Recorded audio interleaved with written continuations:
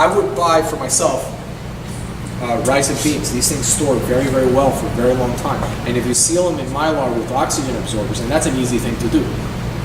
Throw it in, squish it, iron it, you're done.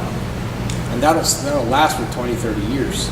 And you can use it to add a lot of mass to your food. Now you can go and buy for $20 a big, however many pounds of rice that is, and you can buy a bunch of things of beans, and in one trip to Costco come out with a mass of food about this big. Okay, for what was it, like $200 you get a year's worth of rice and beans? Yeah, it was $40 for a 100-pound bag.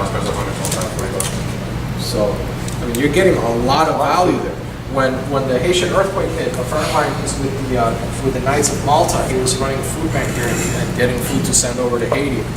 And they said, don't send us anything else other than rice and beans. Don't send us anything else. Don't send us cans. Don't send us nothing. Send us rice and beans. And I was like, well, what's up with the no cans? He's like, you know what? Transportation, bang for your buck, nutritional value is just not worth it.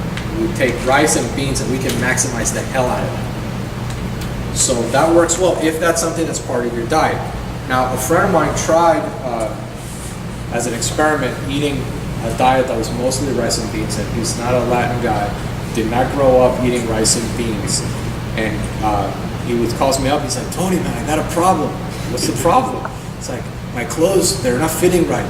And I'm like, dude, what do you mean your clothes are not fitting right? Did you get like fat overnight? He's like, no, dude, I think I'm bloated. I'm like, you think you're bloated? What the hell does that mean? It's like, I think the rice and beans are messing me up. And we're going back and forth on this. I could not believe that this happened to the guy, but I saw him, and sure enough, he was bloated. And I told him, bro, you better like OD on Beano or something, because that's gas that accumulated in him.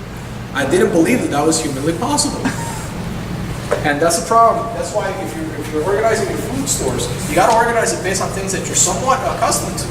Because you don't want to get bloated or constipated or diarrhea while you're under duress. Now for me,